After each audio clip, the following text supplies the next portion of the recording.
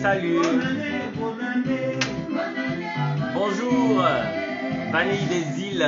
Bonjour Inès. Bonjour Macamboro Blackman.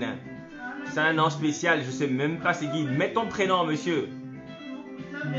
Mais Dina, on devait se parler hier, tu m'as pas fait signe. On remet ça aujourd'hui.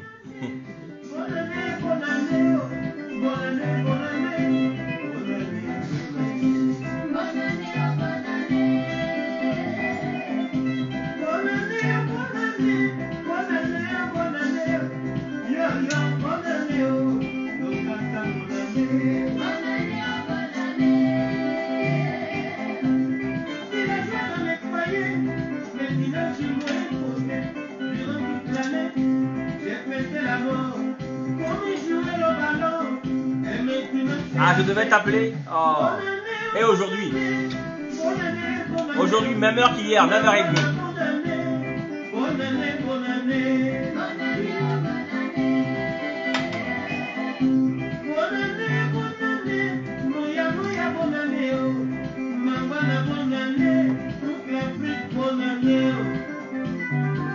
Merci d'être là. On démarre à 17h.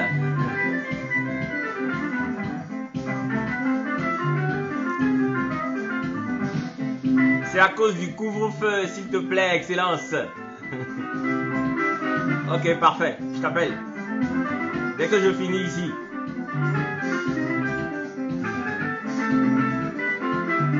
Santé tout le monde.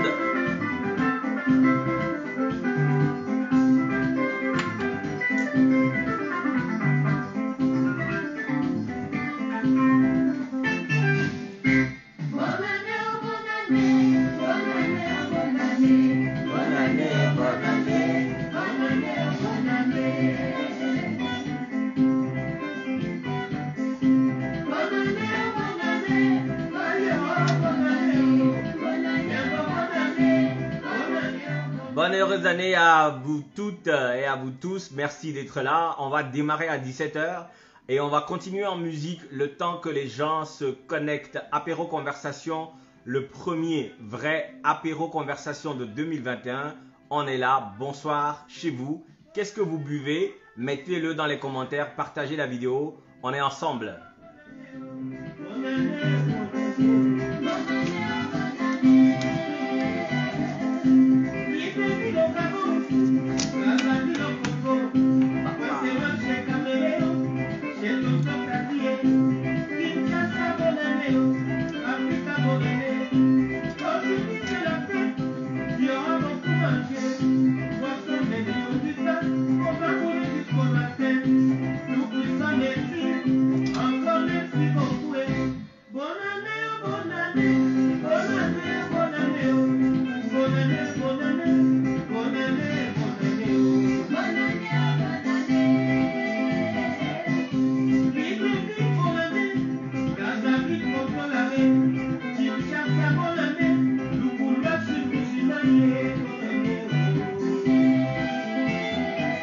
Cadet Bordeaux 2017. Ça c'est la boisson des autorités, ça. La boisson des autorités. Vanille des îles. Jocelyne. Madame K. Merci d'être là. Musashi. Ça fait un moment, hein. Tu as déserté.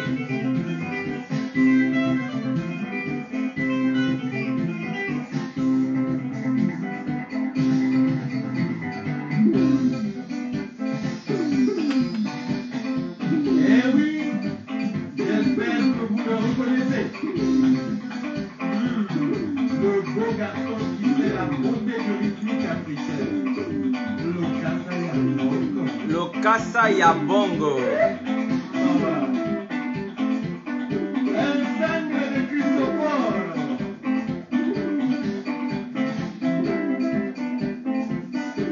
Bonne année à toi.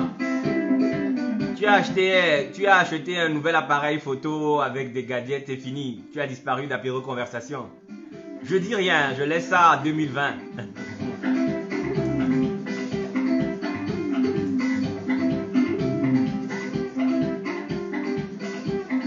Bonsoir à Kofa. C'est la première fois, hein?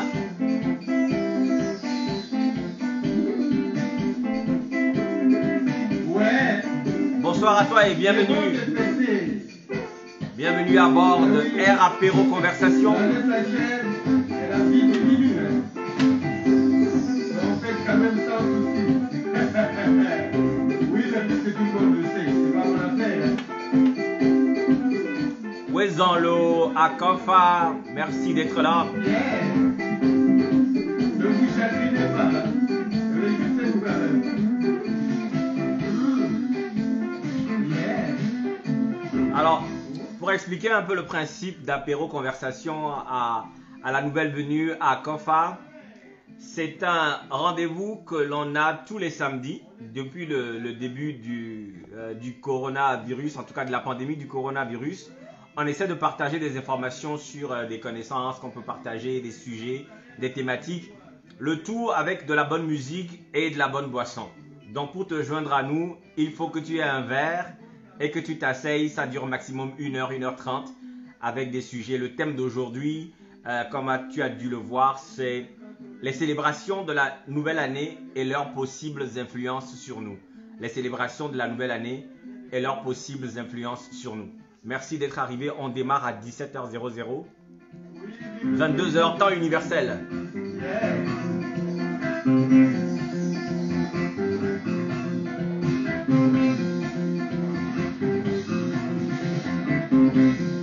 Bonne année, c'est dans l'autosuffisance alimentaire. Yeah.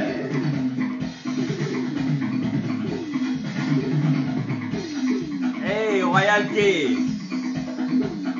Ça, c'est encore un appel que je devais retourner depuis là. Hey, Royalty, je t'appelle.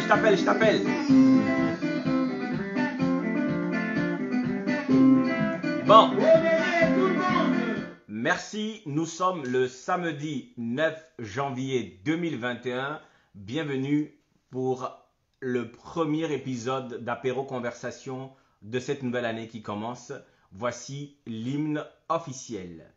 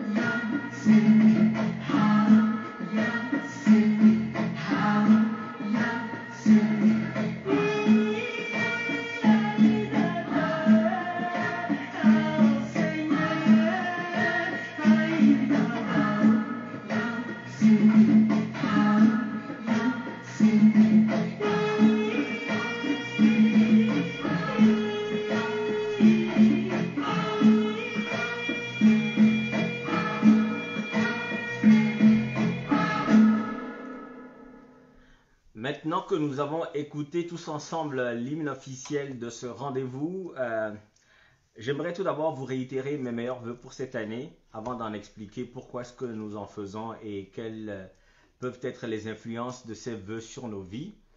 Et je voulais tout particulièrement remercier les gens qui sont très habitués à ce genre de format et qui ont adopté ce rendez-vous depuis les samedis. Je sais que ça vous prend un peu plus de vos samedis, mais j'espère et j'ose croire que vous avez beaucoup de plaisir à être présent et à apprécier ce rendez-vous.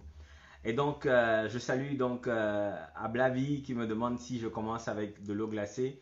Depuis un certain moment, il faut toujours que je boive de l'eau glacée pour atténuer l'ardeur qui me vient du ventre. Sinon, on ne va jamais terminer les apéros dans les temps impartis. Donc, je profite de ce démarrage d'émission pour envoyer des remerciements particuliers aussi à Refa. Je voulais en parler dès que je me suis connecté à Refa Géraldine Rambert, mais j'ai attendu qu'elle se connecte parce qu'elle m'a envoyé une carte de vœux de fin d'année et m'a souhaité de continuer Apéro Conversation. Et pour m'encourager, elle m'a offert une bouteille. Donc, je suis parti prendre au nom de Refa G. Rambert cette bouteille d'un single malt. C'est quand même un Highland, c'est pas n'importe quoi. On va faire beaucoup d'apéros cette année et donc c'est vrai, vous m'encouragez à boire, mais au moins quand je bois, ça me donne l'opportunité, en tout cas le courage de venir à ce rendez-vous hebdomadaire pour échanger avec vous. Donc je suis très content de vous retrouver. Samedi dernier, on s'est beaucoup amusé, on a joué beaucoup de musique, on a rigolé, tout ça.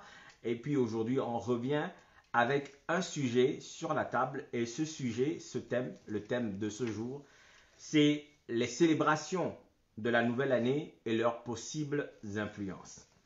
Généralement, je vous dis toujours comment est-ce que les sujets m'arrivent.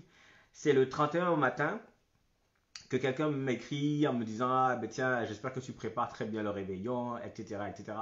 Et je profite pour lui dire mes meilleurs vœux. Il me dit vœux réciproques. Et il me dit ben, toi qui parles de tout et de rien, là, qui t'aimes bavarder, est-ce que tu crois que ces vœux, en tout cas ces cycles-là, ont une certaine influence sur nos vies? Et là, je venais de me réveiller, décalage horaire oblige, j'ai commencé à en parler avec lui sur tout ce qui me venait à l'idée. Et puis, à la fin, lui et moi, on a conclu que ça pourrait faire l'objet d'un apéro conversation. Ça tombe bien. Nous commençons une année, nous avons souhaité les vœux et puis il y a tous ces rituels-là que nous répétons chaque année. Et donc voilà, c'est le rendez-vous d'apéro conversation pour pouvoir en parler. Et j'ai mis ce sujet à l'ordre du jour. Mais, petite nouveauté encore de début d'année, je ne sais pas si on va conserver cette nouveauté. J'ai mis dans ma préparation 2 points d'information. 2 points d'information parce que effectivement il va y avoir l'actualité, les sujets qui vont circuler partout dont on va parler et qui vont peut-être nous interpeller d'une manière ou d'une autre.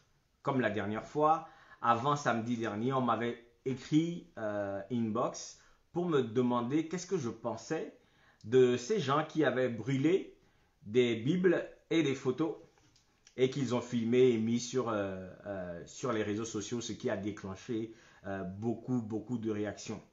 J'avais dit le samedi dernier que je ne vais pas en parler, que de toutes les façons, après tout, c'est que du papier. Ce sont des photos de gens qui ne sont même pas les photos des personnes censées être la Vierge Marie et Jésus-Christ. Et donc tout ça résultait d'une forme d'exagération qu'on peut évaluer d'un côté comme de l'autre. Du côté de ceux qui brûlaient ces documents comme pour protester contre l'aliénation des peuples africains par rapport aux religions importées, essentiellement la religion chrétienne, et le rejet que ces Africains-là faisaient de leur propre tradition. Et donc, les gens qui sont, disons, défenseurs de ces traditions ont voulu marquer le coup en début d'année, ou en tout cas à la fin d'année, en brûlant symboliquement des Bibles et des photos. Donc, j'avais dit que c'était absolument dérigolo d'un côté comme de l'autre parce que je pensais que ça n'avait pas d'importance. C'est du papier. Ça ne peut pas affecter la foi de quelqu'un qu'on ait brûlé du papier imprimé, même si ce sont des textes qui portent une certaine forme de sagesse. Et puis, je ne voulais pas m'en mêler parce que c'était des polémiques vaines. Et puis, ça m'a surpris de continuer à voir le sujet sur beaucoup de pages et beaucoup de profils, jusqu'à la dernière fois où j'ai lu plusieurs personnes dire, mais si vous brûlez la Bible parce que la Bible vient du blanc, pourquoi vous filmez avec les téléphones portables et que vous mettez sur Facebook, qui sont quand même aussi des outils fabriqués par les blancs? Et c'est là que j'ai dit, hold on, il se passe un truc. Il se passe un truc parce que d'abord, le téléphone portable ou même Facebook sont des résultantes de plusieurs technologies. Et je doute très très fort que toutes ces technologies qui ont abouti à ce réseau social que nous partageons tous ou à ce téléphone portable qui est devenu l'outil le plus indispensable dans nos vies, que toutes les technologies qui ont abouti à ces outils-là étaient des productions seulement de personnes de race blanche.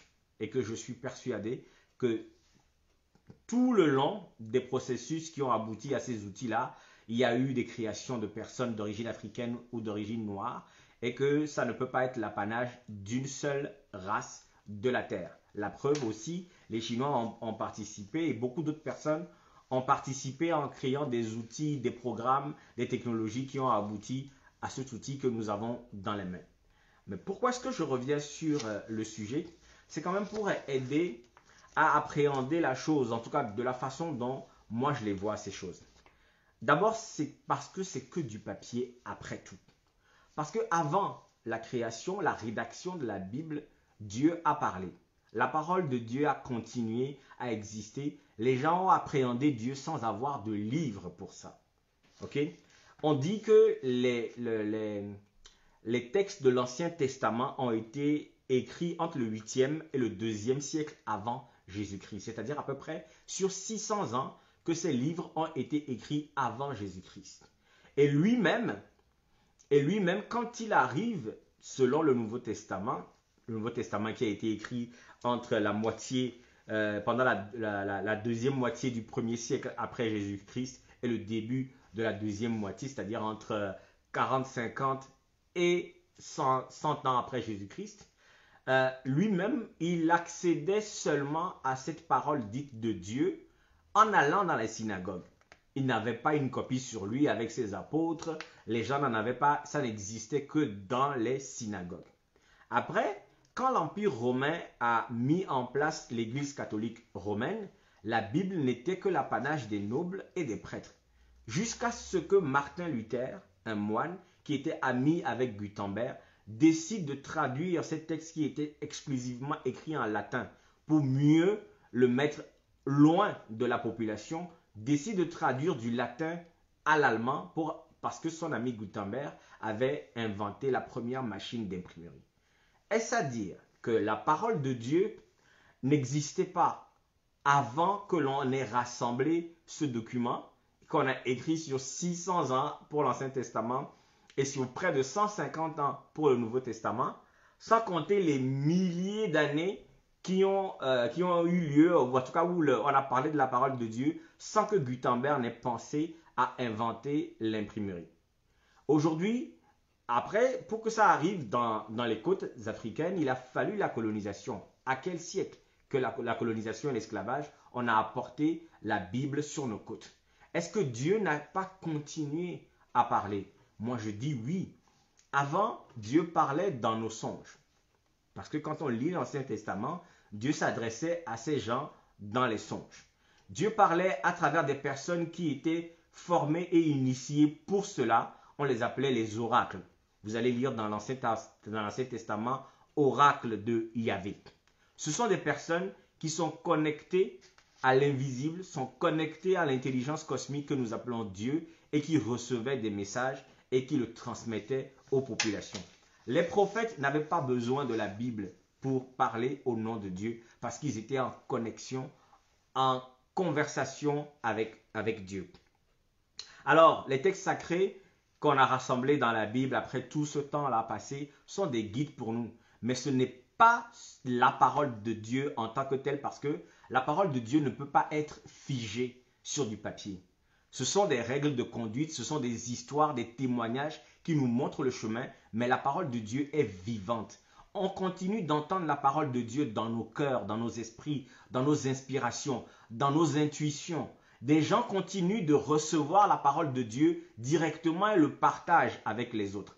Dieu ne peut pas être enfermé dans un document. Dieu ne peut pas avoir cessé de parler lorsqu'on a décidé que la Bible catholique va comporter 99 livres et que la Bible protestante va comporter 66 livres. Dieu continue de parler chaque jour. Ce n'est pas parce qu'on l'aura enfermé dans un document, qu'on aura considéré ce document comme saint, sacré ou quoi que ce soit, que la parole de Dieu sera là et seulement là.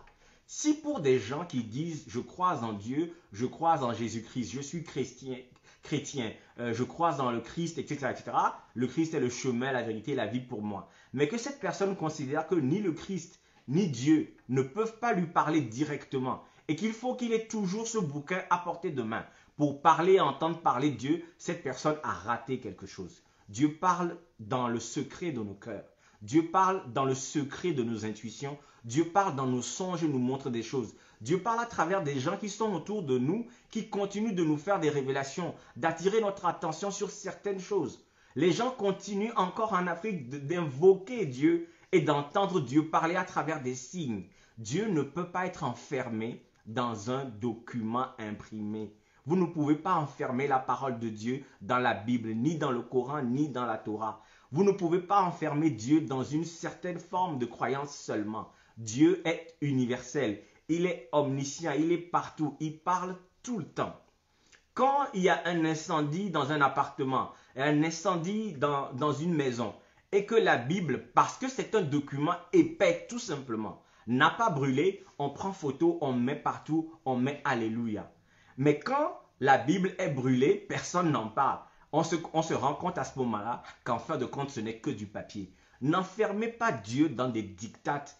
N'enfermez pas Dieu dans des forçats comme ça où vous considérez qu'il ne peut pas exister en dehors de votre petite fenêtre ou en dehors de votre petit document. Dieu parle encore, il parle, il agit chaque jour. Il parle à travers différentes façons. Le hasard, comme on dit, n'existe pas. Dieu parle. Vous allez tomber sur une image avec un texte qui va vous parler justement au moment voulu. Vous allez rencontrer des gens que vous n'aviez pas escomptés et ces gens-là vont vous apporter l'information, la parole de Dieu que vous attendez. N'ignorez pas cela. N'enfermez pas Dieu dans la Bible. Laissez-le vivre. Il est plus grand que la Bible. Il est plus grand que la religion chrétienne ou musulmane. Il est plus grand que tout. Il est plus grand que vous et moi. Et si jamais ceux qui pensent que parce qu'on a brûlé la Bible, mais qu'on n'avait pas donc le droit de filmer cet incendie de documents avec le téléphone portable qui vient du blanc, montrez-moi le passage de la Bible où on trouve la formule avec laquelle on est capable de fabriquer des portables. Ça, c'est mon premier point d'information. Musique.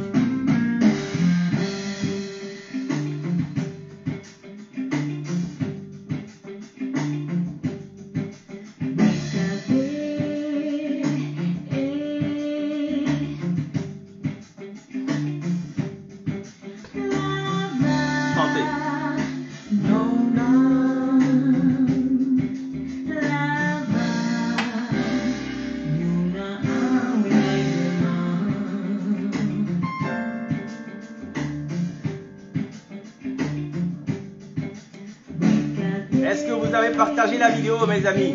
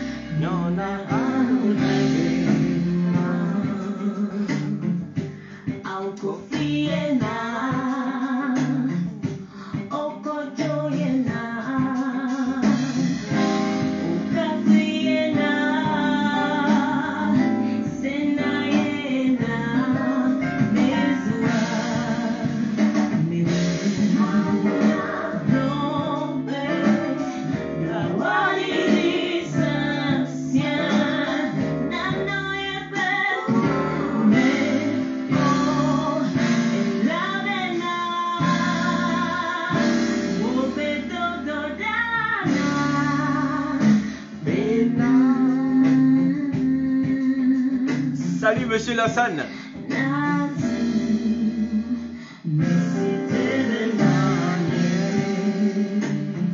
Merci de partager la vidéo.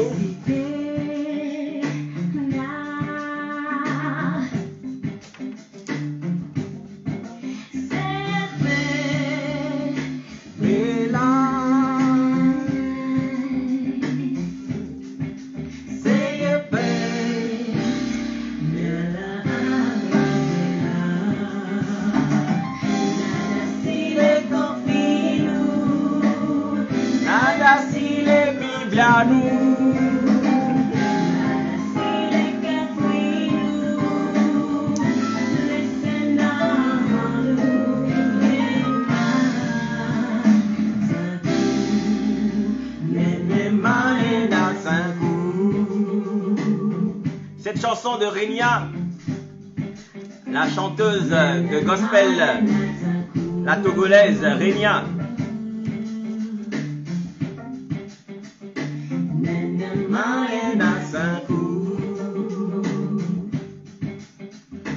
La chanson dit pour porter du fruit, il faut écouter la parole de Dieu. Il faut l'entendre dans ses oreilles. À ce moment-là, on va arrêter d'accuser les gens, de nous empêcher de réussir, d'accuser les gens à tort et à travers. Il faut écouter la parole de Dieu. Elle nous parle dans notre cœur. Second point d'info. Vous n'êtes pas passé à côté certainement de ce qui s'est passé, ce qui est arrivé il y a 2 jours à Washington, où des gens qui contestaient une certaine élection américaine et avec un président particulier quand même pour notre époque, Donald Trump, ont attaqué le Capitole, c'est-à-dire le Sénat des États-Unis, pour empêcher que l'on certifie des élections pour lesquelles ils n'arrêtent pas de crier à la fraude bien avant même les élections, pendant les débats. Et pourtant, ils n'ont pas apporté la moindre preuve matérielle qu'il y ait eu véritablement trucage des votes ou quoi que ce soit. S'il y a véritablement eu trucage, ceux qui ont truqué les élections, ils sont excellents, ils sont très forts. S'il n'y en a pas eu, ceux qui continuaient à crier à la fraude pour un oui, pour un non, sont des mauvais perdants. Et je pense que Donald Trump a montré à suffisance que c'était un mauvais perdant. Cette tentative de coup d'État aux États-Unis d'Amérique, le pays exemple de démocratie, même si ce n'est pas là que la démocratie a été inventée. Elle a été inventée, disons, en France, en Grèce d'abord, mais a été manifestée avec la Révolution française de 1789, si mes souvenirs sont bons. Et donc, les États-Unis qui font la loi partout, qui donnent des conditions de démocratie aux autres pays, ont montré qu'il n'y avait pas tant de démocratie que ça, parce qu'un président pouvait estimer que les élections qu'il a lui-même organisées ont été fraudées, et il va demander aux gens d'aller foutre le bordel dans ce lieu symbolique où les représentants du peuple se réunissent pour décider de comment les États-Unis pouvaient être gouvernés, pour qu'il y ait plus de liberté, plus de justice pour ce pays-là. J'en parle parce que cette crise qui ne surprend d'ailleurs personne va s'ajouter à ce que nous traversons depuis 2020, depuis la Covid-19, l'apparition de la Covid-19, cette pandémie où on est en confinement, on est en restriction, on doit arrêter de voir les autres, il faut tenir la distance, se laver les mains, porter un masque, etc., etc.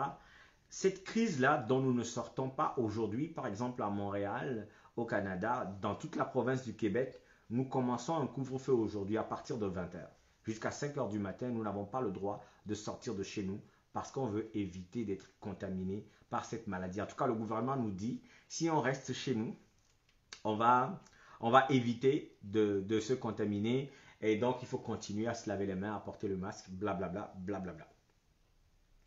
Il se passe qu'en fait, que ce soit Donald Trump ou même la crise sanitaire du coronavirus, pour lesquelles on trouve à peine des solutions, parce qu'on a soi-disant trouvé des vaccins, mais les vaccins sont manipulables de façon différente. Il y a 5 à 10 versions de ce vaccin-là. On ne vaccine pas encore tout le monde. Il y en a qui refusent d'être vaccinés. Et puis, il y a une mutation du virus. On ne sait même pas si le vaccin qui est disponible actuellement est capable d'éviter que l'on se contamine à cette nouvelle version du virus. Tout ce méli-mélo de crise et de contradictions, surtout parce que les mesures que les gouvernements vont donner dans chacun des pays peuvent véritablement prêter à confusion. Tout ce méli-mélo de choses est quand même la résultante d'un échec. Vous savez, après la Deuxième Guerre mondiale, ou bien avant même, le monde a toujours été divisé en deux blocs, le bloc occidental et le bloc oriental. Je dis bien avant parce que c'est l'Empire romain qui a été le premier empire, disons, universel mondial qui a été séparé en deux, un bloc en Orient et un bloc en Occident. Et tout ça s'est matérialisé davantage après la Seconde Guerre mondiale où, pendant la guerre froide, donc le bloc de l'Ouest va s'opposer au bloc de l'Est et on continue jusqu'à ce jour d'avoir cette petite guéguerre là entre ces deux blocs. Mais il s'avère que le bloc occidental, qui a imposé son modèle partout, surtout en Afrique, en Amérique du Nord, et a imposé avec différents subterfuges à l'ONU, au niveau de l'Organisation mondiale du commerce, aux autres pays, la Russie comme la Chine, d'adopter leur modèle sous prétexte de démocratie et de liberté fondamentale. Ce modèle-là est arrivé à échéance. Ce modèle a échoué. Le libéralisme, le capitalisme, l'histoire des droits de l'homme, même si l'idée de la lettre est bonne, il faut savoir que la façon dont on a implémenté cela, en galvanisant les divergences entre les populations des plus riches qui sont très très riches et des plus pauvres qui sont très très pauvres, et à chaque fois on va aller chercher à épuiser la classe moyenne à terme, avec des impôts, avec des restrictions de ci et de ça, ce modèle a échoué.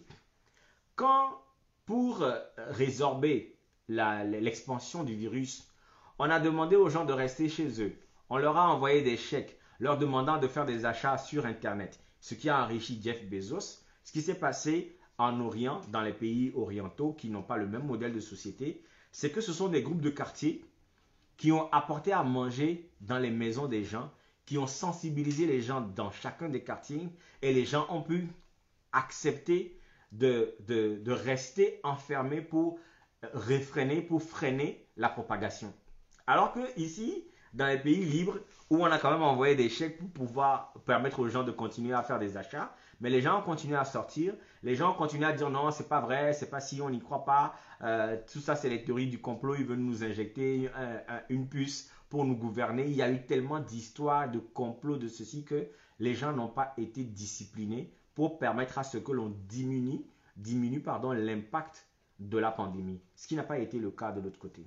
Face à une situation comme celle-ci, à une crise comme celle-ci que nous connaissons, le modèle communiste, entre griffes, ou socialiste, qui intègre dans une forme de solidarité les intérêts de tout le monde, pas seulement les intérêts de quelques-uns, a pu trouver des solutions plus rapidement que les sociétés dans lesquelles nous vivons, surtout en Afrique, où on ne sait pas s'il faut faire du couvre-feu, s'il faut fermer les bars, les boîtes de nuit, et pendant ce temps, les voleurs, ceux qui s'accaparent des richesses, les minorités qui ont toutes les richesses continuent de s'enrichir. Je voulais faire ce point d'information. Pourquoi? Parce que je pense que nous allons aboutir à une véritable explosion de ce modèle-là qui ne correspond plus à rien. En tout cas, les données sont là aujourd'hui. Même les républicains, en tout cas ceux qui protestent contre l'élection de Joe Biden, disent qu'il faut réformer la façon de faire les élections aux États-Unis. Beaucoup de voix s'élèvent pour questionner et poser la question aux gouvernants. Comment est-ce que vous arrivez à gérer? Expliquez-nous pourquoi est-ce que les enfants peuvent aller à l'école, mais pas les enfants du collège. Les gens peuvent aller travailler dans les manufactures, mais ceux qui sont dans les bureaux doivent travailler de la maison. Expliquez-nous pourquoi tout ça ne fonctionne pas. C'est quoi ce modèle de société où beaucoup de gens vont continuer à s'enrichir, s'enrichir, s'enrichir, et les autres vont continuer à s'appauvrir, s'appauvrir.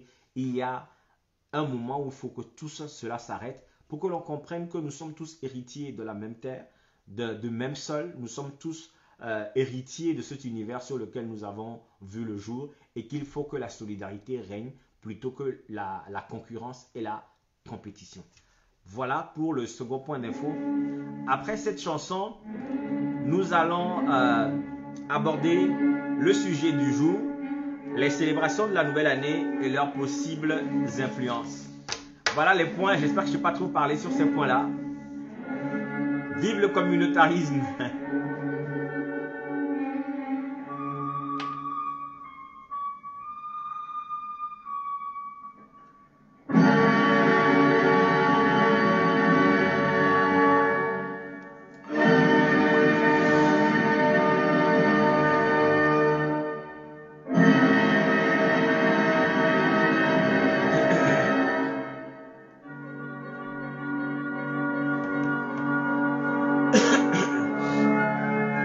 Dodo a demandé qu'on fasse ça à 17h et lui-même n'est pas là.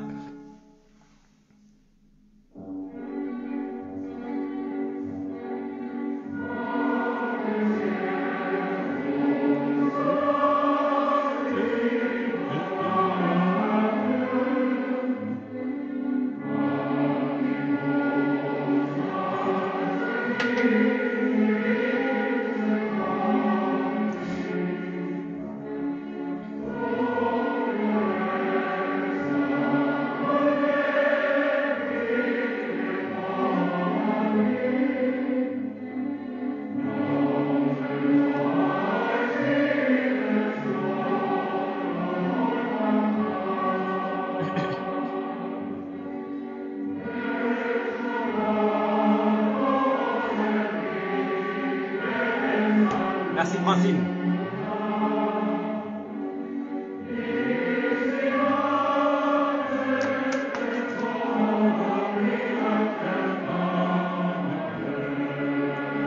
Alors,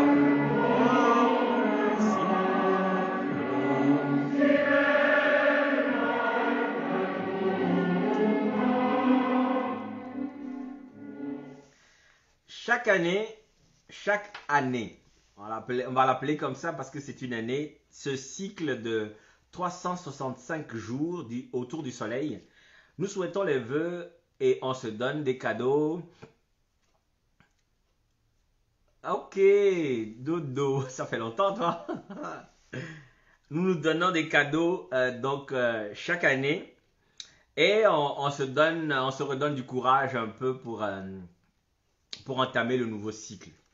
L'exercice de ces vœux a pour vocation de nous offrir de nouvelles perspectives et de nouvelles espérances. On projette alors sur le cycle qui va commencer toutes les bonnes ondes et toutes les bonnes vibrations. On va souhaiter des événements positifs dans notre vie et on va parler de paix, de santé, d'amour, de prospérité à chaque fois que la Terre va tourner autour du Soleil. Alors avant de savoir si ces vœux de paix, de santé, de prospérité, tout ça ont une influence sur nous, nous allons nous questionner d'abord sur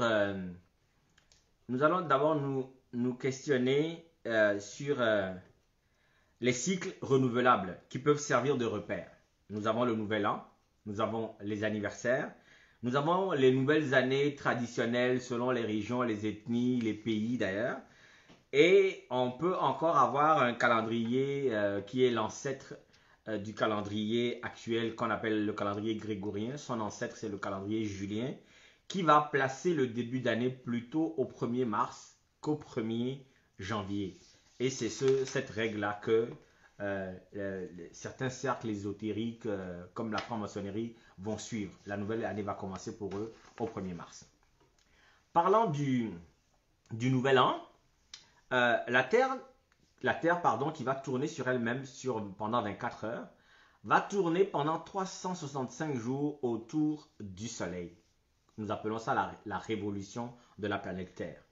Nous sommes sur une planète qui tourne sur un axe de façon indéfinie et ce trajet se fait de façon régulière et continuelle avec, disons, 4 arrêts qui identifient nos saisons. Les 2 solstices, les 2 équinoxes et qui vont marquer le début de chaque saison. L'équinoxe de printemps va avoir lieu le 21 mars. Les équinoxes, c'est que la durée de la journée va être égale à la durée de la nuit. Et les solstices, il va avoir le jour le plus court, 21 décembre, et le jour le plus long, le 21 juin. Le parcours de cette planète-là, sur laquelle nous vivons, qui d'abord tourne autour d'elle-même, mais va tourner aussi autour du Soleil pendant 365 jours, va déterminer les saisons, les pluies, les changements qu'il y a dans nos vies. Les jours plus ou moins longs que les nuits ou même égaux, tout ça. La mer qui va s'agiter pendant les équinoxes. Et tout ça, il va y avoir des influences de ce trajet-là que la Terre va parcourir sur nous, sur nos saisons, sur nos façons de voir, sur nos façons de faire les choses, etc. En Occident, vous allez effectivement distinguer les équinoxes et les solstices avec les saisons, les 4 saisons. Effectivement, en Afrique, en tout cas au Togo, je ne connais pas pour les autres pays, nous avons 2 saisons pluvieuses et 2 saisons sèches. Les petites saisons et les grandes saisons. est-ce qu'effectivement ces saisons-là vont coïncider aussi avec la place de la Terre en fonction des équinoxes et des solstices? C'est vrai que je n'ai pas pris la peine de vérifier cet élément-là. Mais tout compte fait, ce que je veux dire, c'est que si la Terre tourne sur ce axe-là, pendant ce cycle-là, et que le cycle arrive à la fin, que nous voulons entamer un nouveau cycle, l'être humain va vouloir se projeter sur le cycle prochain pour éviter les catastrophes, essentiellement les catastrophes naturelles. Parce que certaines années, il peut y avoir plus de pluie et donc des inondations, ou certaines années, il ne va pas y avoir de pluie du tout, et donc il n'y aura pas de récolte et il n'y aura pas de famine. C'est de bon augure, c'est de bonne guerre que les êtres humains qui sont sur cette planète-là, qui fonctionnent comme un organisme autonome, en tournant d'abord sur lui-même et en tournant pendant une certaine durée autour d'un astre qui est le Soleil, cet organisme-là, nous lui demandons par nos voeux d'être clément envers nous et de nous apporter des situations les plus heureuses.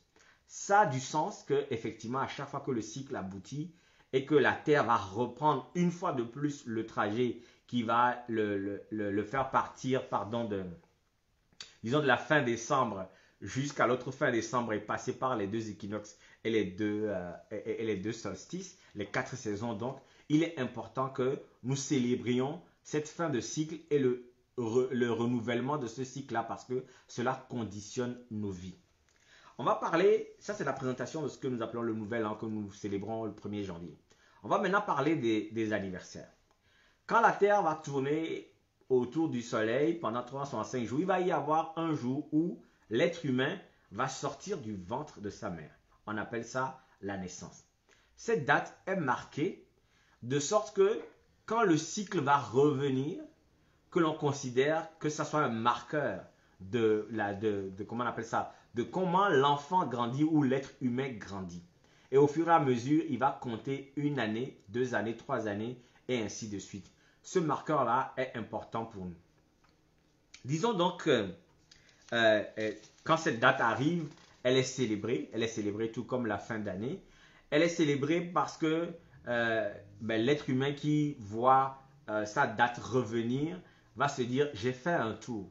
J'ai fait un tour de 365 jours. Ce tour de 365 jours, qu'est-ce que j'en ai fait? Quel est mon bilan? Et il y a un tour qui va arriver.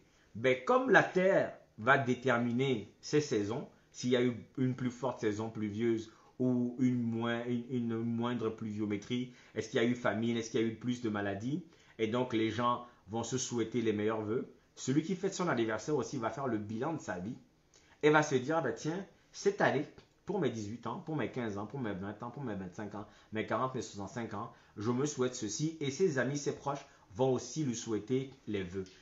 Remarquez que ce sont à peu près les mêmes vœux aux anniversaires comme à la fin d'année. Allons donc directement sur les fêtes traditionnelles, c'est-à-dire les nouvelles années traditionnelles. Chaque peuple, chaque tribu, ethnie, pays ou autres regroupements sociaux ont des repères. Ces repères organisent leur société et peuvent même servir de début d'année. Entre les périodes de grande récolte, qui peuvent donc être le repère de la communauté, ou les rituels sacrés liés à une ou des divinités qui sont des divinités tutélaires de la population qui vit, ou est-ce que ce sont des événements qui ont eu lieu sur le territoire et qui ont marqué les esprits et donc on considère cela comme étant un point marquant de l'histoire ou en tout cas de l'histoire de la communauté. Quand par exemple sur plusieurs endroits de la terre il va y avoir donc des fêtes symboliques, même les États ont des fêtes nationales qui reviennent chaque année. C'est l'occasion pour eux à ce moment de calendrier pas seulement de célébrer ce que la terre va nous apporter, pas de célébrer le parcours de vie d'un individu, mais de célébrer les éléments fondateurs qui soudent la communauté. Même Noël, qui est une fête religieuse, qui donc ne concerne que les chrétiens, va être le moment où la naissance de Jésus, la célébration de la naissance de Jésus, va être le repère pour que les gens, les chrétiens d'abord, se rappellent que Dieu a donné son Fils au monde. La Pâque aussi va être un élément qui va rassembler aussi les chrétiens pour que les gens se rappellent que, tiens, Jésus, le Fils de Dieu, est mort pour nos péchés. Ainsi de suite pour les fêtes de Mahomet, etc. et même la prise de la pierre sacrée chez les Guins dans le sud Togo. Alors si les Chinois démarrent leur année autour de début février, les Juifs vont démarrer leur année la première semaine de septembre, tout comme les Guins dont je parlais tantôt, dans le sud Togo, qui eux vont rassembler toutes les communautés Guins qui sont un peu éparpillées sur la côte, c'est-à-dire au Ghana, au Bénin, etc. Et on va les rassembler autour de la cérémonie de la prise de la pierre sacrée. Et cette pierre sacrée-là, il va y avoir les oracles qui vont dire, voici ce qui va se passer cette année, voici ce que vous devez éviter, voici les instructions pour l'année qui commence. Et donc, il va y avoir la fête, on va célébrer, on va partager un repas rituelique et symbolique. On va donc célébrer la fin d'année. Alors, je parlais tout à l'heure du calendrier julien, qui est l'ancêtre du calendrier grégorien, parce qu'avant que l'empereur Grégoire ne détermine le calendrier, en intégrant les phases de la lune dans le calendrier, il y a eu le calendrier julien qui a été essentiellement fait autour des phases du soleil. Et ce calendrier julien, il démarre en mars, le 1er mars. C'est pour ça que le 7e mois, c'est septembre, alors que dans le calendrier grégorien, c'est le 9e mois. Et le 8e mois, octobre, le 9e mois, novembre, et le 10e mois, décembre. Donc janvier, février, 11e et 12e mois, et le 1er mars est le premier jour de l'an du calendrier julien. Et les francs-maçons vont prendre ce calendrier, vont le garder, vont l'utiliser. Ils vont même considérer que dans les calculs, les grégoriens, en griffe, se sont trompés et ils vont rajouter 4000 ans de plus parce qu'eux, ils ont ôté 4000 ans du calendrier julien. Ils vont appeler les calendriers, en tout cas les années qui commencent le 1er mars, l'année de la vraie lumière, c'est-à-dire la vraie connaissance. Et ils vont dire que le premier jour du premier mois de l'année de la vraie lumière 6021 correspond au 1er mars 2021 de l'ère vulgaire. Vulgaire, c'est-à-dire banal pour tout le monde. Ça, on en avait parlé quand on parlait de Jésus-Christ sur un live l'année dernière, précédemment, surtout sur notre plateforme Apéro Conversation. Je ramène le sujet aujourd'hui pour vous montrer que nous pouvons en fait avoir différentes approches de l'année. Nous pouvons avoir différentes approches de la célébration, soit de nous-mêmes, notre arrivée sur la Terre, donc nos anniversaires, soit du cycle de la Terre autour du Soleil, soit d'une date particulière qui représente notre communauté, notre vivre ensemble, c'est-à-dire la fête de l'indépendance, la fête nationale, la fête de la Révolution française, le 4 juillet pour les Américains, le 1er juillet pour les Canadiens, ainsi de suite. On va avoir différentes façons de nous rassembler en communauté pour célébrer quelque chose de symbolique et pour retourner encore dans cette communauté de vie ou dans cette vie tout court sur cette terre à travers les différentes saisons en attendant que le cycle se renouvelle à nouveau. Ces différentes façons de nous rassembler, de célébrer, de nous donner des cadeaux, de nous souhaiter les vœux, c'est une bonne chose. Parce que pour nous, même en tant qu'individus, pour nos anniversaires, ça nous permet de nous projeter dans la nouvelle année qui commence, de faire le bilan du cycle qui finit. Et c'est pareil que nous faisons au 31 décembre et nous entrons avec tous les vœux de paix, d'amour, de prospérité, de santé au 1er janvier dans la nouvelle année. C'est pareil en pays Guin quand le premier jeudi du mois de mars, le premier jeudi du mois de mars, on va prendre la pierre sacrée et ça va être le nouvel an Guin et on va se souhaiter dans la communauté Guin tous les bienfaits machin et on va se répéter les consignes de l'oracle pour aborder la nouvelle année comme il faut. Tout ça c'est très bien. Allons voir maintenant, est-ce que cela a des influences sur nous, oui ou non? Musique.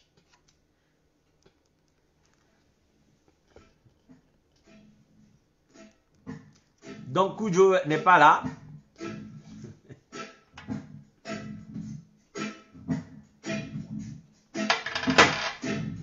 Est-ce que vous êtes là?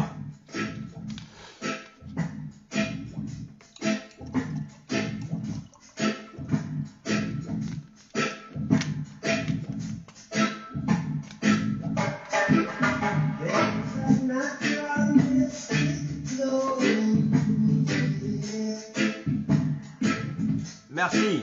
On a une Adèle Ève Messan.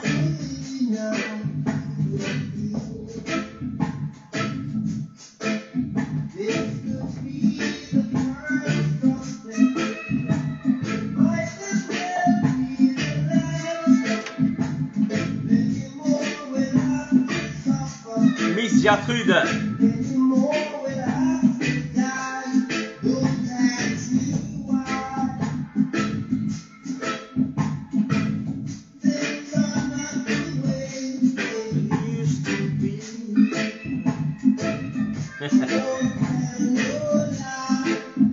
Della.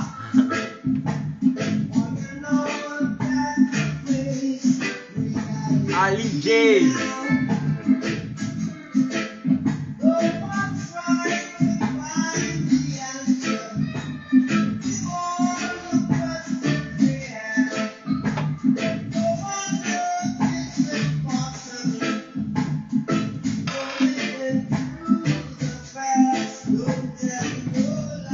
T'es là pour la première fois que tu viens dans le live.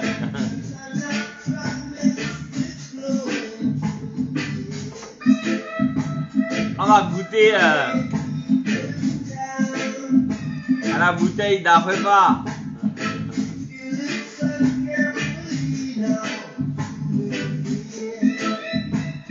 D'accord, c'est pas de l'eau, hein. C'est de l'eau sur quelque chose de plus chaud.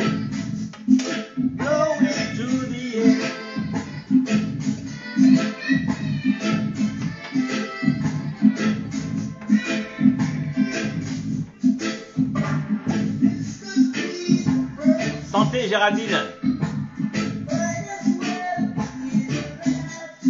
Géraldine Arufa Rambert, merci.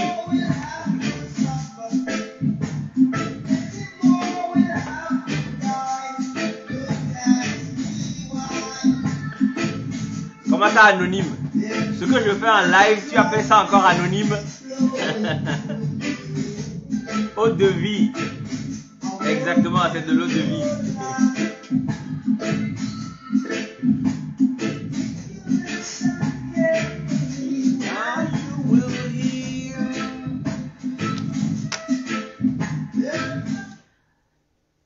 Alors, est-ce que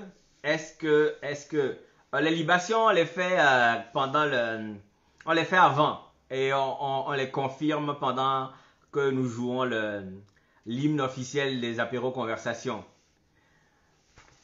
Alors, influence ou pas de tout ce dont on a parlé, tout ce dont on s'est rappelé, ce que c'était les fêtes de fin d'année, les anniversaires et tout ça, est-ce que cela a des influences sur nous ou pas? La question est de savoir si ces cycles nous déterminent, si les vœux émis à ces occasions, ont une influence sur nous ou pas. Et en définitive, la question est de savoir aussi lequel de ces rituels choisir entre ces fêtes de fin d'année, ces traditions qui s'entremêlent. La question m'a été posée parce qu'effectivement, le nouvel an chinois est différent du nouvel an ordinaire, mais la Chine utilise et a adopté officiellement le calendrier universel, le calendrier grégorien.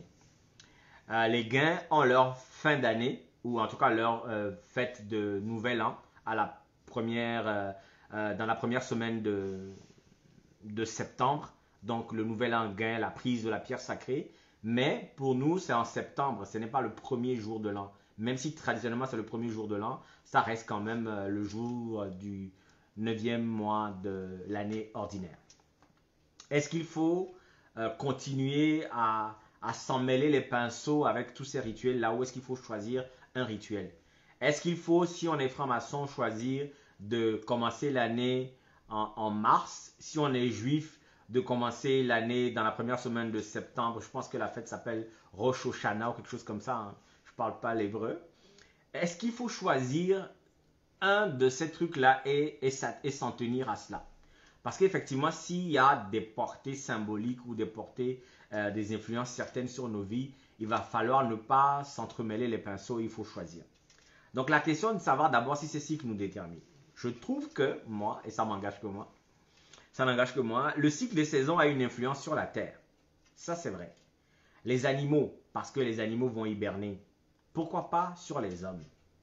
Les pluies, les saisons sèches, les hibernations donc, la neige, les températures qui vont monter, les différentes émotions quand le froid arrive ou les gens dépriment, quand on s'approche de du printemps où les gens commencent à ressortir de chez eux. L'amour reprend même au niveau des animaux qui sortent d'hibernation pour s'accoupler. Les hommes vont faire pareil, la Saint-Valentin, février, etc.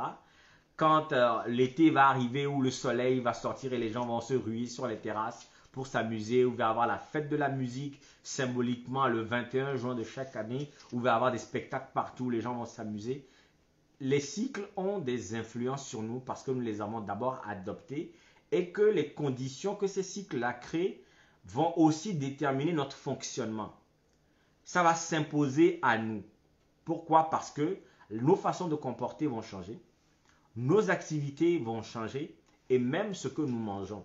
En Afrique, essentiellement, il y a des saisons où on n'a pas de mangue, il y a des saisons où on n'a pas d'arachide, il y a des saisons où on n'a pas d'avocat et on va manger les fruits en leur saison.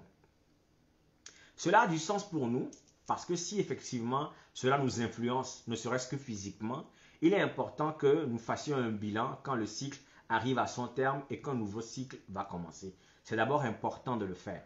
Ça nous permet de nous resetter, de nous remettre à zéro et de repartir donc un nouveau cycle avec beaucoup plus d'encouragement parce qu'effectivement, chemin faisant, le trajet et les épreuves peuvent nous fatiguer aussi.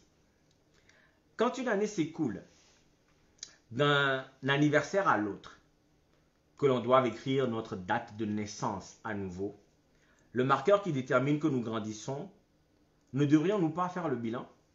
Il faut toujours faire le bilan. Quand on a écrit, pour ma part, le 24 octobre 2020, où j'ai célébré mes 40 ans, c'est tombé sur un jour d'apéro conversation, où j'ai fait la symbolique du chiffre 40 ici, du nombre 40, pardon. La prochaine fois, quand ça va arriver, il va falloir que je fasse le bilan. Est-ce que de 40 à 41 ans, qu'est-ce qui a changé? Qu'est-ce que j'ai fait? Qu'est-ce que j'ai changé? Quelle a été cette influence sur moi? Et comment est-ce que je compte engager ma 42e année? Il sera important de faire ce bilan. À l'issue de chaque année, émettre des ondes favorables sur l'année, le cycle qui va recommencer, c'est important.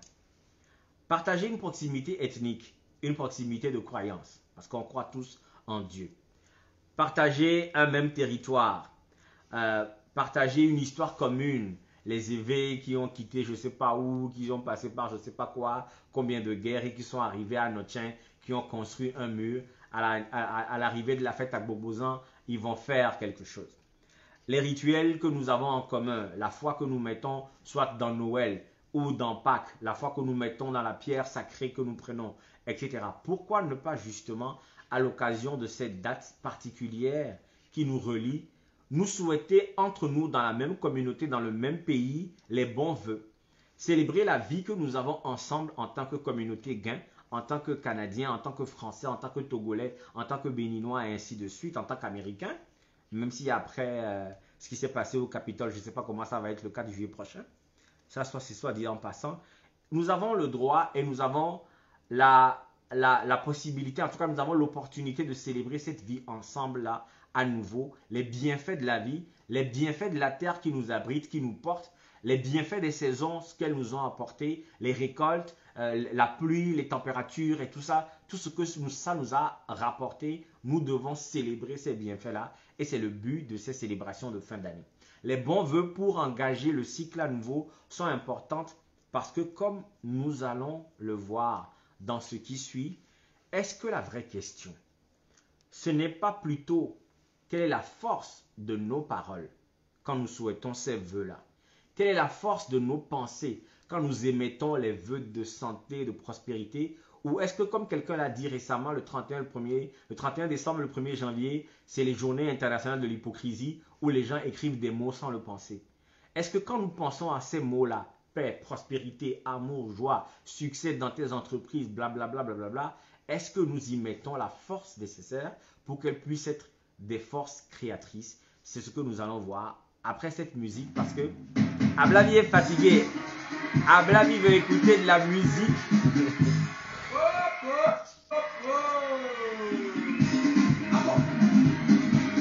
Coudo est là.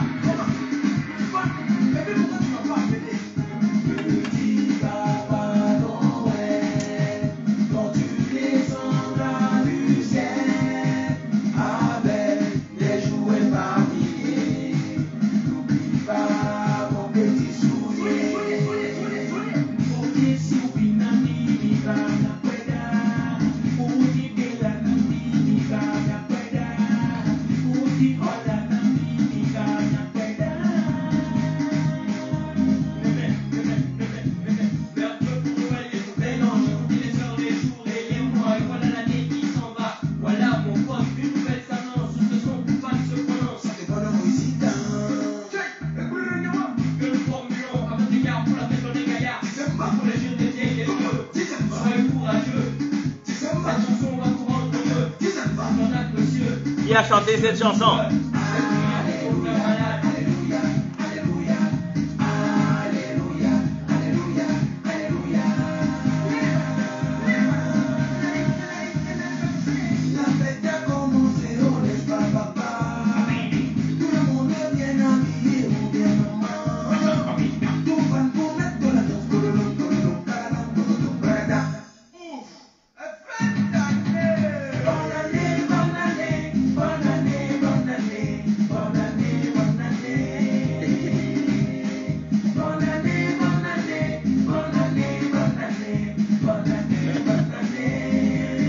Ok, d'accord.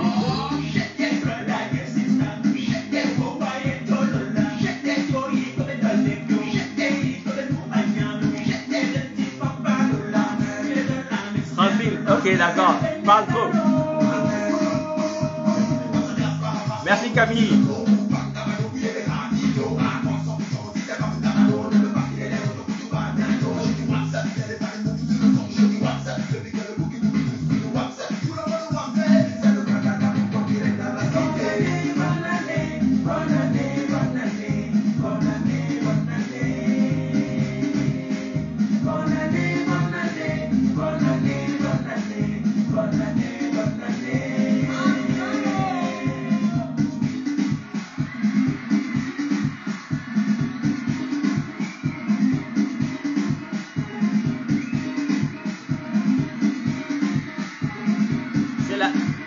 C'est une chanson des tri-fans, pas les tout-fans. Ça, c'est les tri-fans. Voici où la grande présidente Abdul, l'homme qui a le pouvoir d'achat, tu leur viens. Ablani, tu nous dis hein, quand tu es prêt, sinon on continue à jouer la musique.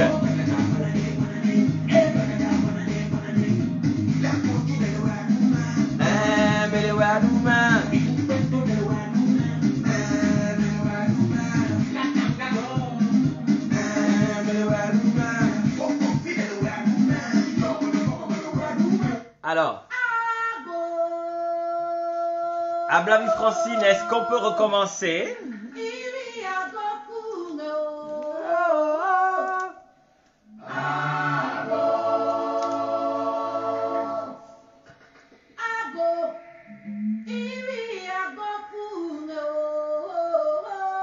On fait les libations.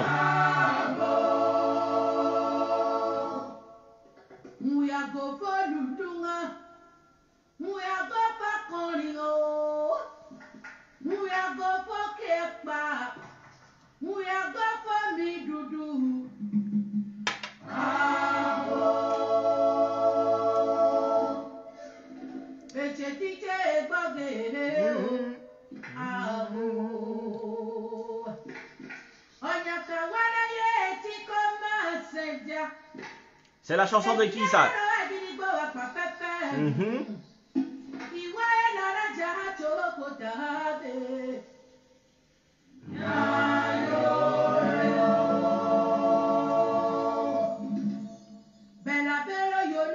Fifi Rafiatou, les anciens sont présents.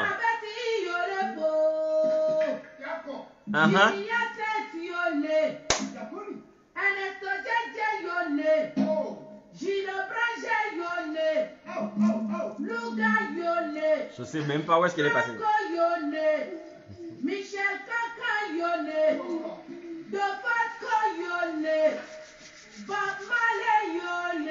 Yo. Omar B, Omar B, Omar B.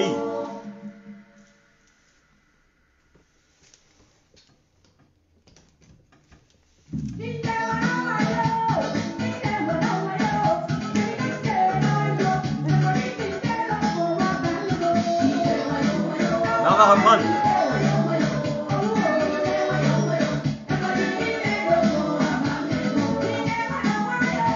Bon, on va reprendre sérieusement. On va pas laisser un retardataire de Monsieur Mignon nous dire de continuer à jouer la musique. Il aurait dû venir plus tôt. Alors, nous arrivons à la dernière partie de ce live où, après avoir partagé sur c'est quoi les cycles de fin d'année, pourquoi est-ce que cela a des influences physiques sur nous, la question qu'on s'est posée, c'est de savoir, la vraie question, oui, effectivement, c'est quelle est la force de nos paroles nos pensées, nos souhaits et comment cela influence nos vies. C'est ça la question qu'il faut se poser. Parce qu'effectivement, on peut prononcer des vœux, des mots comme ça qui n'ont pas de force parce qu'on n'y met pas beaucoup de force et ça ne veut rien dire. C'est même pas sincère parce que nous ne le pensons pas du fond de nos cœurs. Je vous invite à écouter ce passage tiré d'une Bible qui n'a pas été brûlée. Hein. Mais en tout cas, c'est l'évangile selon Saint Jean, ce qu'on appelle généralement le prologue de Saint Jean. Au commencement était la parole. Au commencement était la parole. Virgule. Et la parole était avec Dieu. Virgule. Et la parole était Dieu. Point. Je précise pourquoi je cite les ponctuations pour que on comprenne cette phrase-là, en tout cas de façon très profonde. Au commencement était la parole, virgule, et la parole était avec Dieu, virgule, et la parole était Dieu. Elle était au commencement avec Dieu. Elle était au commencement avec Dieu. Au commencement, c'est-à-dire avant toute chose, la parole existait, était la parole. Avant toute chose, il y avait la parole. La parole était avec Dieu, c'est-à-dire la parole était distincte de Dieu, mais avec Dieu. La parole, Dieu. La parole était Dieu. Au commencement était la parole. La parole était avec Dieu. La parole était Dieu. Et au commencement, elle était, c'est-à-dire la parole était au commencement avec Dieu. Ce bout de phrase, ces deux versets nous disent quoi? Que pour créer toute chose, il a fallu la parole qui était là tout au début. Non seulement elle était là, cette parole, avec le Créateur, mais cette parole était distincte du Créateur. La parole était Dieu, la parole était avec Dieu, la parole était au commencement la parole était avec Dieu. Les deux sont ensemble et sont distincts. Au commencement était la parole, et la parole était avec Dieu, et la parole était Dieu, elle était au commencement avec Dieu. Ces deux versets nous disent que la parole était avant toute chose, elle était avec celui qui a créé toute chose, celui que nous appelons Dieu. Elle était à la fois Dieu, elle était à la fois avec Dieu. On va comprendre plus loin pourquoi est-ce que la parole est capable de se distinguer aussi de Dieu tout en étant Dieu. On continue. Toutes choses ont été faites par elle, par la parole, et rien de ce qui a été fait n'a été fait sans elle. Toutes choses ont été faites par elle, par la parole, et rien de ce qui a été fait n'a été fait sans elle. En la parole, en elle, était la vie. Et la vie était la lumière des hommes. En elle, en la parole, était la vie et la lumière, et la parole était la lumière des hommes. Au commencement, il y avait la parole, et la parole était avec Dieu, la parole était Dieu. La parole étant distincte de Dieu, elle a été utilisée pour créer toutes les choses. Avec la parole, on a créé toutes les choses. Rien n'a été créé sans la parole. Rien de ce qui a été fait n'a été fait sans elle. Dans la parole, il y a la vie. Dans la parole, il y a la vie. Et la vie était la lumière des hommes. La vie était la connaissance des hommes. La vie, la parole, éclairait le chemin des hommes. Mais cette parole-là, qui peut être distincte de Dieu, mais était avant toute chose et a permis de créer toute chose, elle a été donnée aux hommes comme lumière, comme guide, comme outil. Pourquoi? Pour créer comme toutes choses ont été créées par Dieu avec la parole.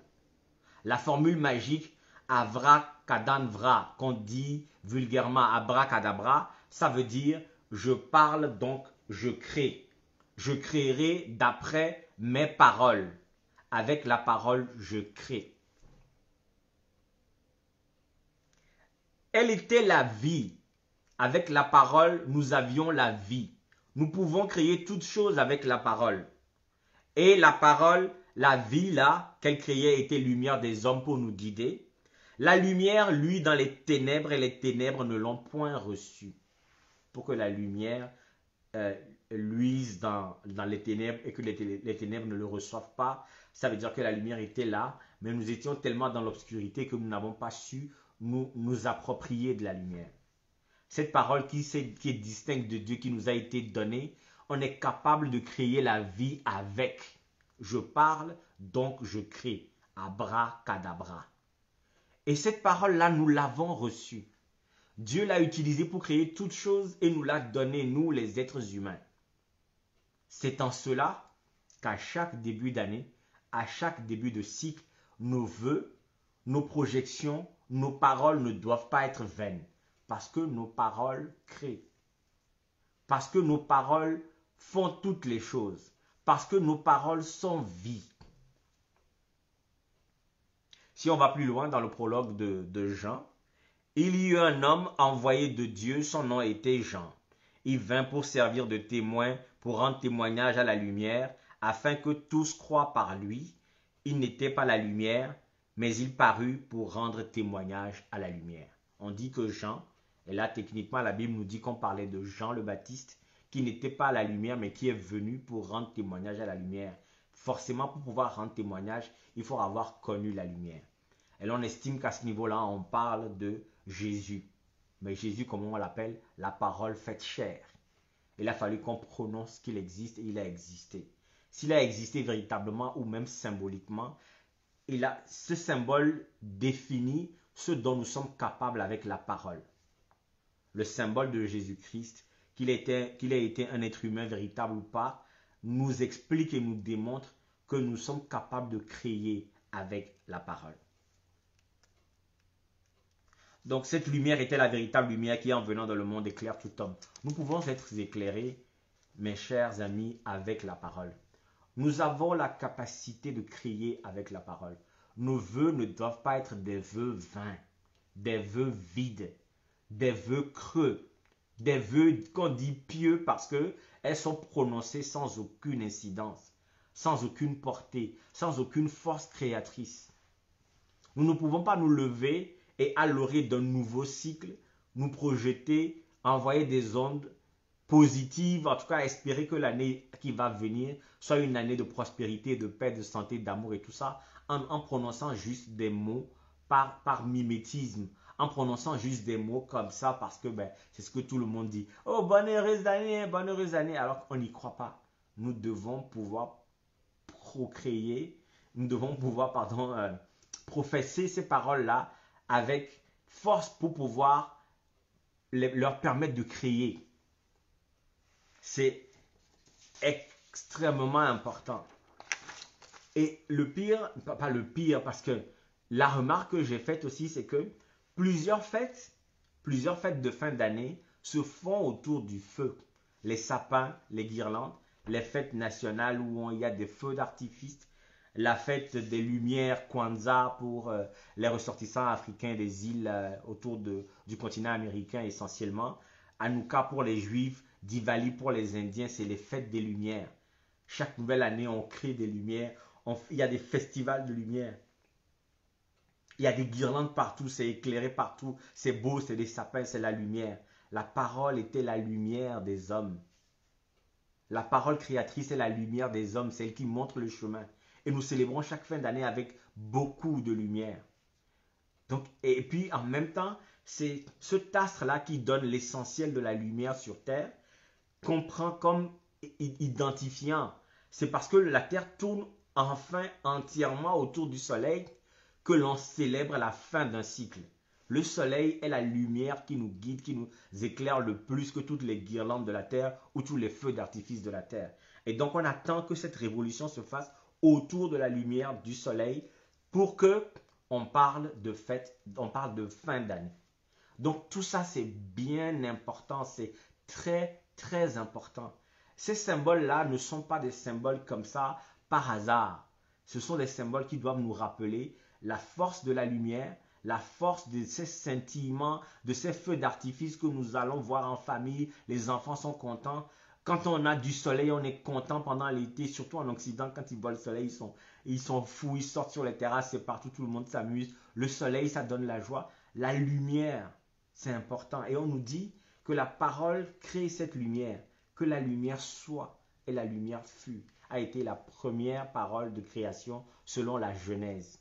C'est hyper, hyper important que les vœux que nous prononçons chaque année, à chaque fin de cycle, à chaque anniversaire, pour nos proches, pour nos amis, pour nos enfants, pour nos amoureux, pour tous. Les Blancs célèbrent même les anniversaires des animaux.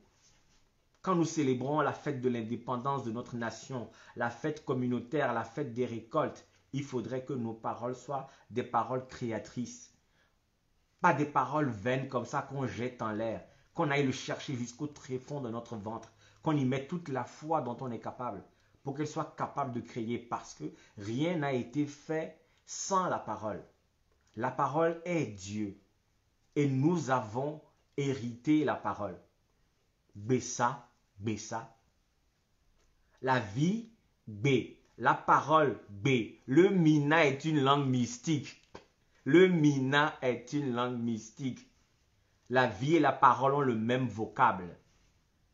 Donc, nous devons être propriétaires de la parole. Bêta, nous devons, pour être propriétaires de la vie, bêta, pour que quand nous prononçons nos paroles, qu'elles soient chargées de force, bêta, nous devons faire ça. C'est hyper, hyper important. Les vœux comme ça, dits par hasard, pour être gentil, choisir des mots comme ça, les plus beaux dans les dictionnaires, répéter les mêmes mots comme ça à l'année, ou même dire tout simplement vœux réciproques ou meilleurs vœux sans aucune intention, aucune force, aucune forme, rien, aucune incantation. Ces paroles ne peuvent pas changer nos vies. Les paroles qui vont changer nos vies seront les paroles dans lesquelles nous mettrons de la vie. Beto, des paroles créatrices. Quand on pense santé, pensons santé avec force. Prospérité avec force. Amour avec force. Voilà. Je parle donc je crée. Les influences de nos vœux sur les cycles de fin d'année, que cela soit pour nos anniversaires, que cela soit pour nos récoltes ou nos fêtes nationales ou quoi que ce soit, ces vœux-là vont avoir de la force parce que nous aurons donné de la force à ces vœux-là. Donc,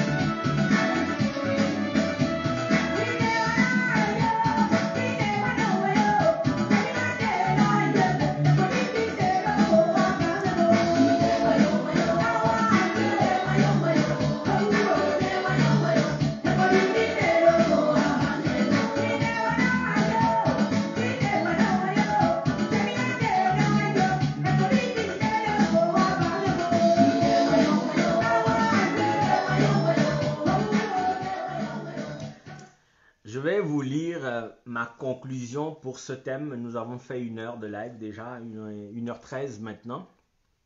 Je vais vous lire ma conclusion. Conclusion.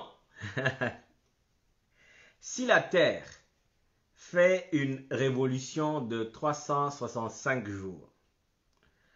Que nos anniversaires surviennent chaque 365 jours également. Que les saisons se succèdent, les fêtes traditionnelles, nationales, communautaires reviennent également selon des rythmes réguliers. Qu'à ces occasions, nous prononcions des vœux. Avons-nous oublié? Avons-nous oublié que chaque jour, la Terre fait un cycle sur elle-même en 24 heures? Avons-nous oublié que chaque jour, la Terre fait un cycle sur elle-même en 24 heures? Qu'en plus de cela, ce cycle quotidien de la Terre est observable en certains points en fonction de l'astre de lumière, le Soleil? Avons-nous oublié que chaque jour, la Terre fait un cycle sur elle-même en 24 heures et que ce cycle est observable en certains points en fonction de l'astre de lumière, le Soleil? Le lever du Soleil, disons, à 6 heures. Midi, le Soleil au centre à son méridien. Le coucher du Soleil, disons, vers 18 heures. Ces points rythment notre journée. Ces points, lever du Soleil, le Soleil à son firmament et le Soleil à son coucher, rythment notre journée. Quelles paroles est-ce que nous prononçons chaque jour pour crier? Quelles sont les paroles que nous prononçons chaque jour pour crier? Et de quelle façon? Je ne parle pas des prières. Je parle des paroles que nous prononçons pour crier. Et de quelle façon est-ce que nous prononçons ces paroles? Une fois, je me suis posé la question, j'étais à N'Djamena. Tous les matins, avant le lever du soleil, j'entendais le muezzin qui criait « Allah est grand, Allah Akbar, Allah est grand, Dieu est grand, Dieu est grand ». Et il se faisait répondre par un coq qui faisait son cocorico. Et à chaque fois, et puis à un moment donné, un matin, je me suis posé la question de savoir quelle est cette religion-là qui, chaque matin avant que le soleil ne se lève, quelqu'un va sortir pour dire Dieu est grand, Dieu est grand, Dieu est grand, Dieu est grand, Dieu est grand.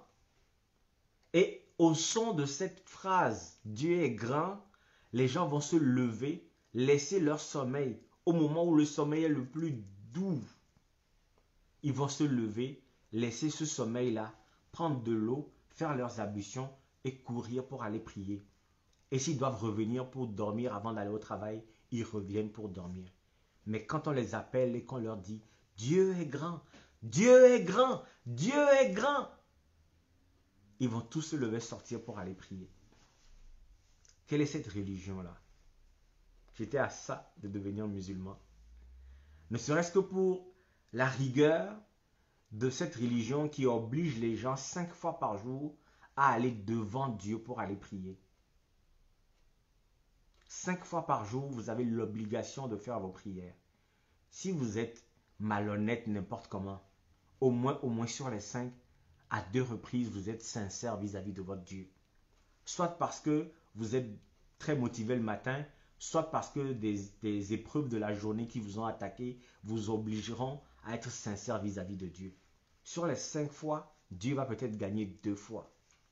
J'ai comparé cela au laxisme de l'église chrétienne où effectivement on nous demande d'aller prier, mais c'est un choix. Vous voyez le même problème de liberté un peu exagéré du côté de l'Occident et la rigueur et la solidarité, le communautarisme du côté de l'Orient. C'est exactement ce problème dont je parlais dans le point 2 d'information. Voilà. Quelle est cette religion-là? Donc voilà. Je vous invite à ne rien négliger dans votre journée. Dans ces symboles de la journée où le soleil se lève, il se pointe tout droit au-dessus de votre tête à midi et il va se coucher vers la fin. Je vous exhorte à prendre en compte ces cycles de la journée au quotidien, de ne pas forcément attendre 365 jours à la fin d'un cycle plus long pour se souhaiter les vœux. Faites l'exercice, si vous le voulez, tous les matins, de souhaiter à la personne que vous aimez, à vos enfants, à vos conjoints, à vos voisins, bonne journée, mes vœux de paix, de prospérité, de bonheur, de le faire tous les jours. À un moment donné, cette parole-là va être créatrice. À un moment donné, cette parole-là va être porteuse de quelque chose. De ne pas seulement attendre le moment hypocrite du 31 décembre ou du 1er janvier pour se célébrer les choses et de se dire les choses n'importe comment parce que c'est le moment, sans aucune conviction, sans aucune force, sans aucune puissance créatrice. Faites-le tous les matins. Dites à vos enfants bonne journée et je te souhaite la paix, je te souhaite la prospérité, je te souhaite l'amour, la joie. À un moment donné, ils vont trouver ces choses-là que vous leur souhaitez. Souhaitez-le à vous-même. Ne pas attendre votre anniversaire pour dire « Ah, cette année, j'espère que je vais avoir l'amour de ma vie. J'espère que je vais avoir l'argent que je recherche, la prospérité que je recherche. » Dites-le tous les jours, avant que le soleil ne se lève. Quand le soleil est pile poil au milieu de votre tête, dites-le. Et le soir, quand le soleil se couche et vous rentrez chez vous, dites-le. Utilisez la parole qui crée. Utilisez la parole qui construit. Donc, au commencement était la parole. Pendant, ça doit être la parole. Et vers la fin, ce sera la parole. Je vous remercie de m'avoir suivi.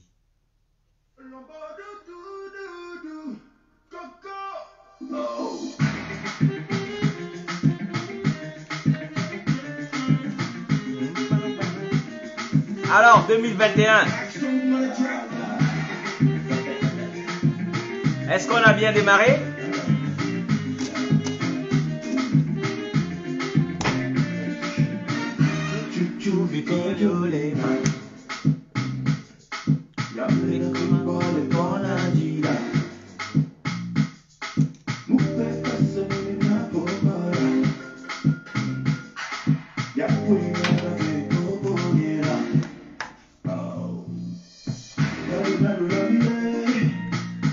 Nyalo habide nyalo habide la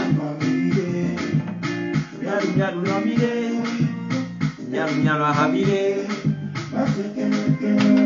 nyanyem duna lawlo aha komnuna tokolo tokolo pakolo pakolo pakolo pakolo kolo dudu nyano fe kata sibe karate.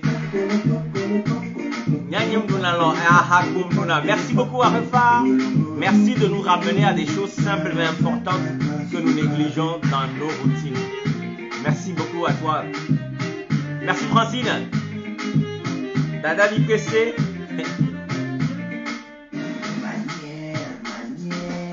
Elle fait trop de manières.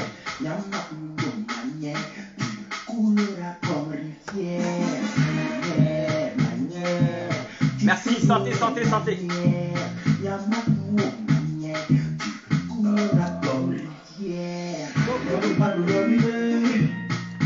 Nyalo habide. Après toi tu vois quoi?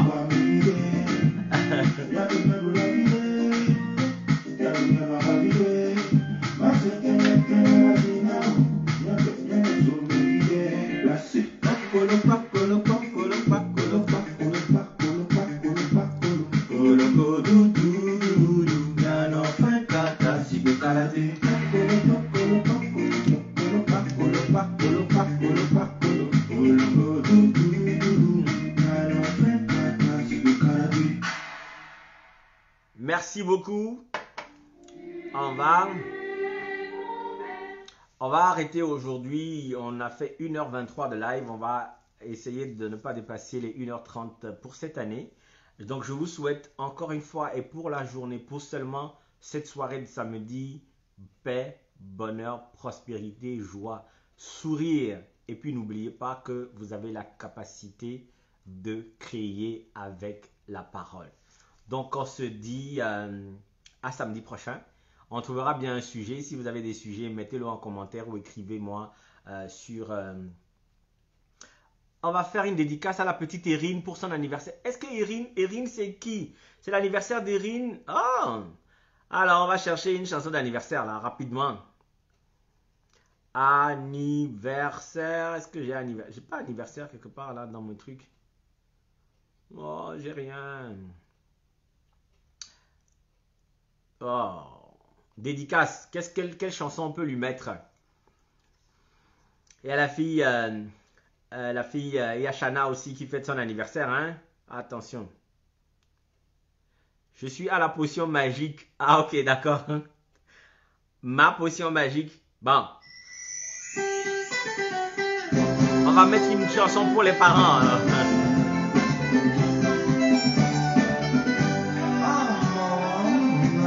C'est pas grave, on va boire pour elle.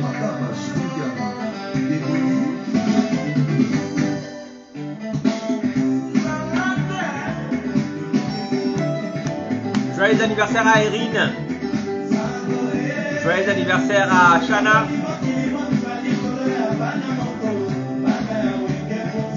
On va boire pour un repas.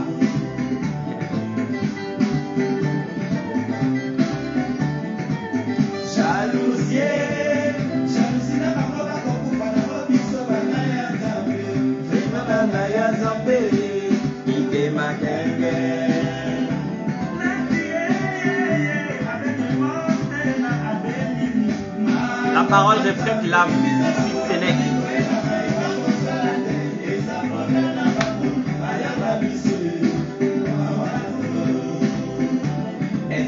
Anniversaire Namesia Bella.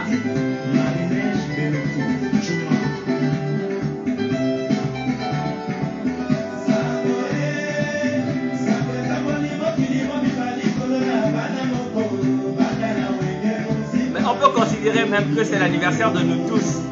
On a fini une journée, on fête, on célèbre. Demain, une nouvelle journée, on va créer le matin. Le soir, on va célébrer.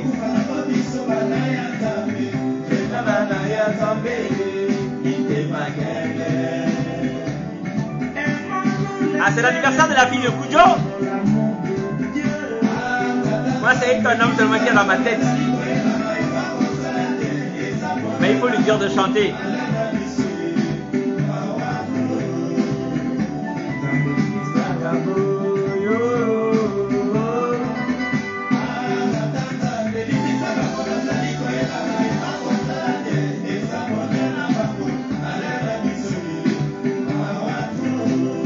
Nous, on cherche à Libye seulement pour boire. Donc, on va boire pour les anniversaires.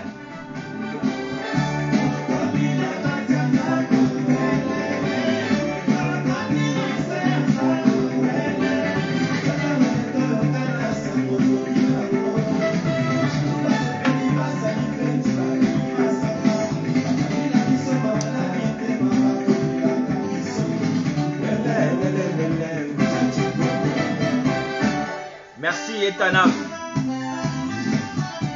Joyeux anniversaire Etonam. Fallait me dire j'allais braver le couvre-feu pour venir.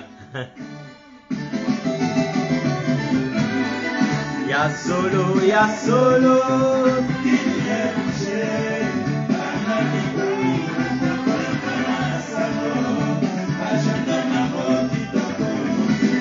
Dédicace à Elvire.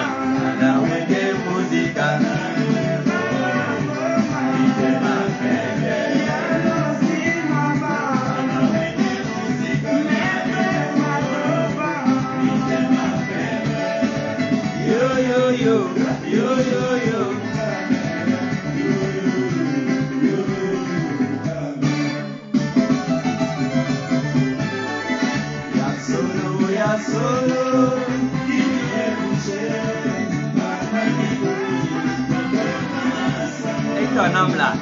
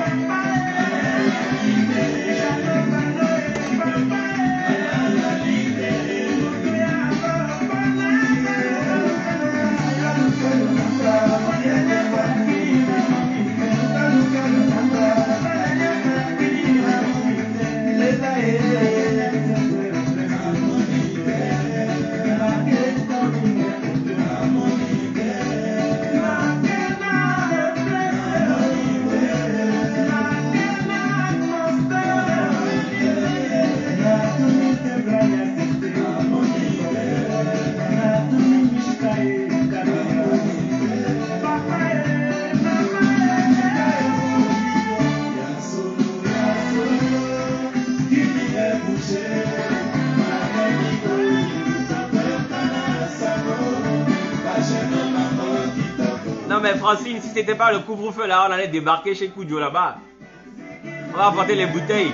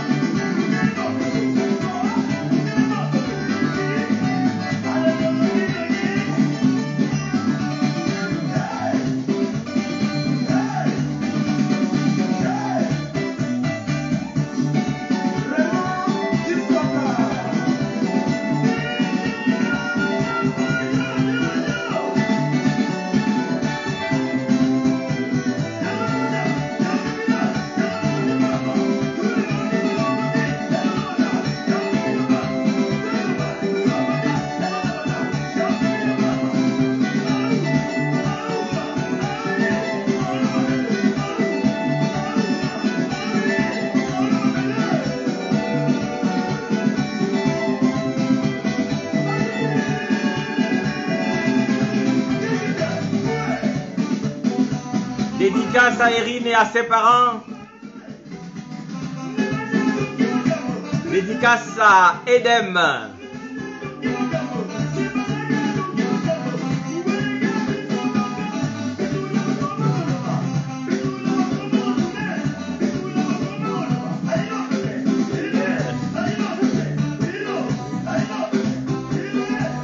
Ah. T'inquiète pas Francine, je viens de le bloquer en même temps.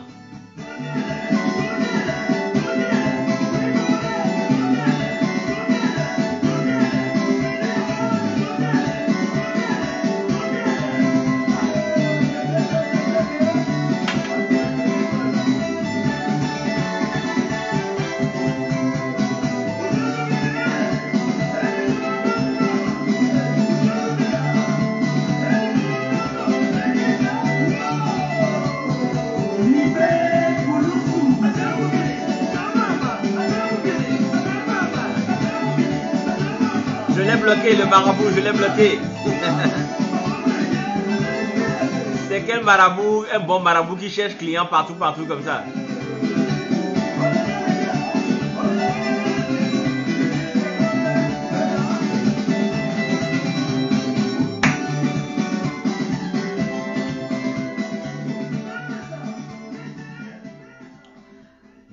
Merci les amis, on a passé d'excellents moments, il est 18h34, nous avons commencé à 17h. On a passé un bon moment. J'espère que nous avons retenu l'essentiel de cet apéro conversation et que nous allons mettre ça en œuvre, en exercice. À chaque matin, nous rappeler de nous bénir, de bénir nos enfants, nos proches et de parler pour créer. Merci. Bon samedi. Bon coup-feu pour ceux qui sont dans la province du Québec. Et puis, amusez-vous bien. Restez, prenez soin de vous. Restez en forme. Célébrez chaque cycle de 24 heures. Soyons ensemble. Et puis, on se retrouve samedi prochain pour un nouveau live sur Apéro Conversation. Merci. La connaissance est un baobab. Nul ne peut l'embrasser, se l'approprier tout seul. C'est en partageant que nous grandirons ensemble. Voilà et merci. Ciao, ciao, ciao, ciao. Marina qui vient d'arriver en fin d'émission.